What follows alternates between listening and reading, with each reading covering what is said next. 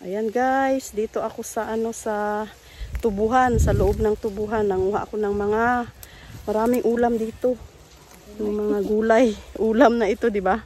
Ulam na lagyan namin ng igigisa, lagyan mo sardinas, yung ampalaya. Andito lang tumutubo lang sila sa may kuan. Dito sa may ang init pala, ti. Dito tumutubo lang sila sa tubuhan. Walang kumakain ito guys kasi mapait daw. Ayaw nilang kumain. Pero kaming natuto kaming kumain dito dahil sa asawa namin. Ako sa asawa ko natuto akong kumain ito. Masarap siya. Pero yung mga hindi marunong kumain, ayun, mapait talaga siya. Ayan, ang dami. Ayan, ito. Ito mga ganito. Ano siya? Parang, anong tawag nga nito, te? Mga, ayan, ha? Wild ampalaya siya, guys. Yan, ang dami, ang taba, Kita nyo yan, dami ulam. Sarap ng lagyan ng sardinas at saka tinapa. Sarap nito. Walang nito, Yung taga dito sa amin, hindi sila marunong kumain. Ganito lang pala, hilain lang. Ako kasi nagdala ako ng bakay. Ayan, ang dami, ayan. Ayan. Dami.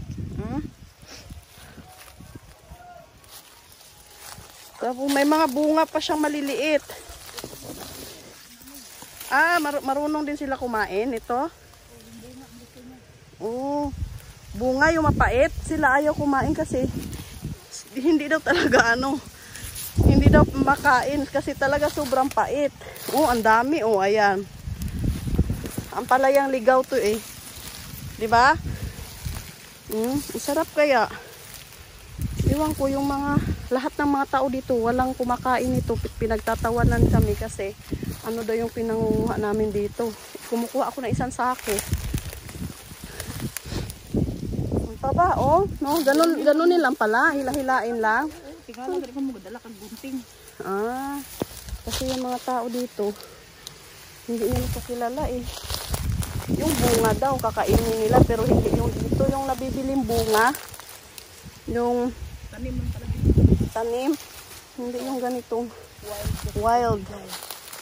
Pero 'di ba yung ang dami dito dati yung saluyot? Yun, alam nilang kumain ng saluyot, pero ito hindi nila ito alam kainin. Dito kami sa loob ng ayan tubuhan. Ang dami kasi matataba. Ayun. Kumakain siya pero yung alam mo yung tinitiis na lang kasi sabi ko gamot ito, masustansya ito. Sabi ko May diabetes.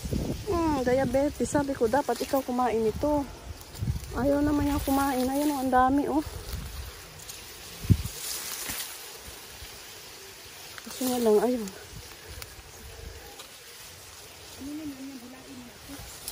Yan guys. Ang dami guys. Saan ka nyo? Libre lang siya. Libre lang. Itong asawa ko malakas kumain ito. Kuhanin mo nga.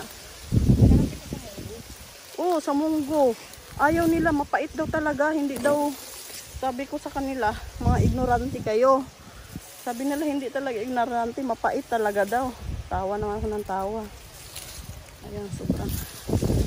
Ang dami, ayan.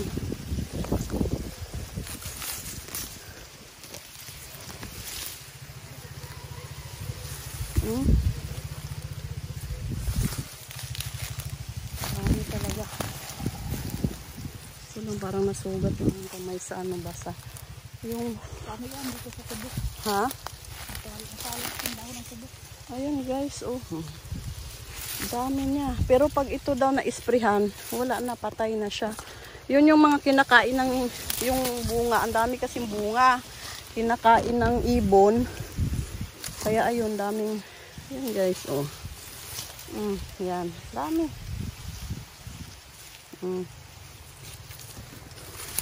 Yan. Masarap mamuhay dito sa probinsya kaso lang mahirap ang pera dito sa probinsya. Ayan, oh. Diba?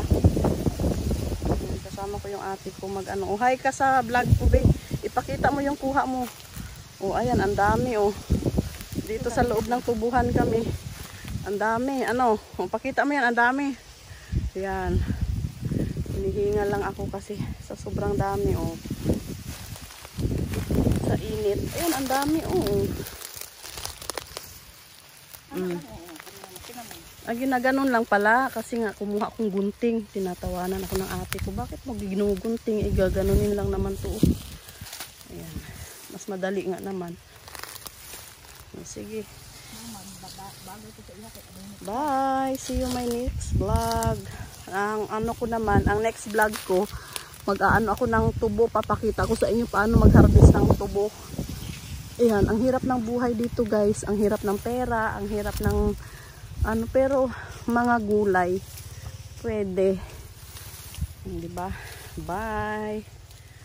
Ayan, oh. Ay, sarap ng buhay dito sa probinsya kay sa loob ng tubuhan may gulay. Hindi na bumibili ng gulay. Ayan, oh, isang sako yung kuha namin, oh. Ayan. Ayan yung aming kukuha, isang sako. Ayan, oh, diba? Ang dami, isang sako. Tara na. Lakunin mo yung ano, pula kay madugyot yan doon. Ito, oh, ginatanggal ko yan. Yung, diba? Ang dami. Tara. Grabe na sundang dito. Tara na, ibuka sa gunting. Ayaw, oy. Mamaya, ano kapag dara. Ayan guys. Tingnan mo naman yun. Balik tayo doon or sa gusto mo sa kampo na lang? Ikaw. Balik tayo doon.